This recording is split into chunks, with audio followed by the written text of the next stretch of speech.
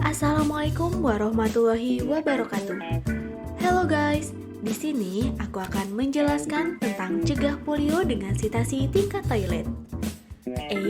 Sebelum itu, jangan lupa untuk like, share, dan subscribe channel ini ya untuk menambah wawasan kalian dalam dunia kesehatan. Oke, langsung saja simak baik-baik ya penjelasannya. Yang pertama, apa itu polio? Polio atau poliomyelitis adalah penyakit menular yang disebabkan oleh virus polio yang berasal dari genus Enterovirus dan famili Picornaviridae. Virus polio masuk ke tubuh melalui mulut, lalu menginfeksi saluran pencernaan khususnya usus melalui aliran darah menuju ke sistem saraf pusat dan sistem saraf motorik bagian diameter sehingga menyebabkan melemahnya otot hingga kelumpuhan. Virus ini menyerang semua kelompok usia, namun paling rentan menyerang usia 1-5 tahun. Selain itu, virus ini lebih banyak menyerang laki-laki daripada perempuan. Di dunia global, penyakit polio ini pertama kali muncul pada 1580 sampai 1350 sebelum Masehi, dengan total kasus kumulatif tahun 2018 sebanyak 50 kasus, 12 kasus di Afghanistan, 3 kasus di Pakistan, 12 kasus di Republik Demokratik Kongo, 8 kasus di Nigeria, 5 kasus di Somalia, dan 9 kasus di Papua Nugini. Sehingga jumlah kumulatif kasus polio tahun 2017 hingga tahun 2018 sebanyak 168 kasus. Sedangkan di Indonesia sendiri, pada tanggal 13 Maret 2005, ditemukan kasus polio importasi pertama di Kecamatan Cidahu, Kabupaten Sukabumi, Jawa Barat. Kasus polio tersebut berkembang menjadi KLB yang menyerang 305 orang dalam kurun waktu 2005 hingga awal 2006. KLB ini tersebar di 47 kabupaten di 10 provinsi, di mana 45 kasus diantaranya terjadi di semua kabupaten di Pulau Madura dan 1 kasus terjadi di Probolinggo, Jawa Timur. Kasus virus polio liar atau VPL yang terakhir yang mengalami kelumpuhan ditemukan pada tanggal 20 Februari 2006 di Aceh. Penyakit polio ini disebabkan oleh poliovirus atau genus Enterovirus tipe 1, 2, dan 3, yang mana untuk tipe 1 lebih dapat diisolasi dari hampir semua kasus kelumpuhan dan paling sering menyebabkan penyakit. Sedangkan untuk tipe 2 dan 3, sebagian besar menyebabkan kasus vaksin associate. Nah, ternyata virus ini memiliki sifat khusus loh. Yang pertama yaitu stabil terhadap pH asal selama 1-3 jam. 2. Tidak aktif pada suhu 56 derajat selama 30 menit. 3. Berkembang dalam sel yang terinfeksi dan siklus berlangsung selama 6 jam. Dan yang terakhir dapat hidup di air, manusia, tempat sampah, dan lalat. Lalu apa sih tanda dan gejala dari penyakit polio ini? Yang pertama, asimptomatik. Presentase polio tanpa gejala atau asimptomatik lebih dari 90% dan hanya dapat dideteksi dengan mengisolasi virus dari feses dan orofaring atau pemeriksaan titer antibodi.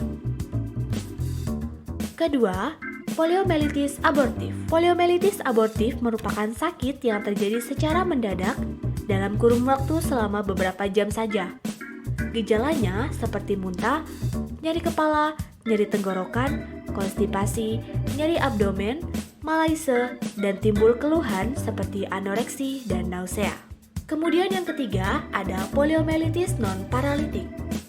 Poliomyelitis non-paralitik gejala klinisnya hampir sama dengan poliomyelitis abortif, tetapi hanya nyeri pada kepala, nausea, dan muntah yang berlebihan. Ciri penyakit ini adalah nyeri dan kaku pada otot belakang leher dan tungkai hipertonia. Lalu yang terakhir ada poliomyelitis paralitis.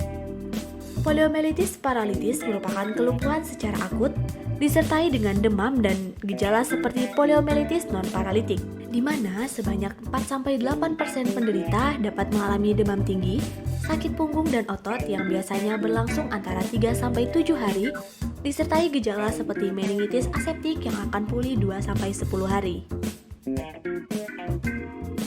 Kemudian, bagaimana sih penyebaran virus ini?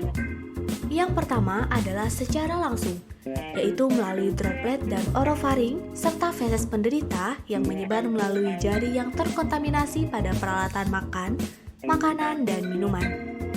Yang kedua adalah secara tidak langsung, yaitu melalui sumber air yang merupakan air mandi yang yang berasal dari air buangan yang terkontaminasi virus akibat sanitasi yang rendah. Apa saja sih faktor yang mendorong timbulnya poliomyelitis ini? Yang pertama, tingginya angka triple negatif. Angka triple negatif adalah suatu kondisi di mana belum adanya antibodi terhadap virus polio. Asumsi tersebut disebabkan oleh faktor penghambat dari sesama enterovirus lainnya dan faktor penghambat dalam pembentukan antibodi lainnya. Untuk faktor penghambat dalam pembentukan antibodi, salah satu penyebabnya adalah status gizi yang buruk. Kemudian, untuk gangguan sistem imunitas pada penderita kurang kalori, protein dapat berupa gangguan seluler, yaitu gangguan pada fungsi makrofag dan leukosit serta sistem komplement. Yang kedua, lingkungan yang mengalami perbaikan. Perbaikan lingkungan diharapkan dapat membebaskan Indonesia dari infeksi polio. Akan tetapi, kenyataannya perbaikan lingkungan masih belum merata, di mana daerah dengan sanitasi buruk akan menjadi sumber penularan penyakit. Yang ketiga, perkembangan yang sangat pesat di bidang transportasi. Akses transportasi yang semakin berkembang mempercepat penyebaran virus dari satu daerah ke daerah lainnya, termasuk impor virus dari luar negeri.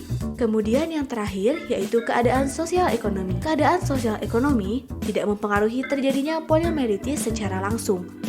Namun, dengan sosial ekonomi yang rendah, tingkat pendidikan juga pastinya akan rendah, sehingga pengetahuan mengenai sumber dan cara penularan penyakit polio ini masih sangat kurang. Selain itu, dengan status ekonomi yang rendah juga dapat mempengaruhi terhadap status gizi pada anak di Indonesia. Nah, tindakan apa sih yang dapat dilakukan untuk mencegah polio ini? Sitasi tingkat toilet solusinya.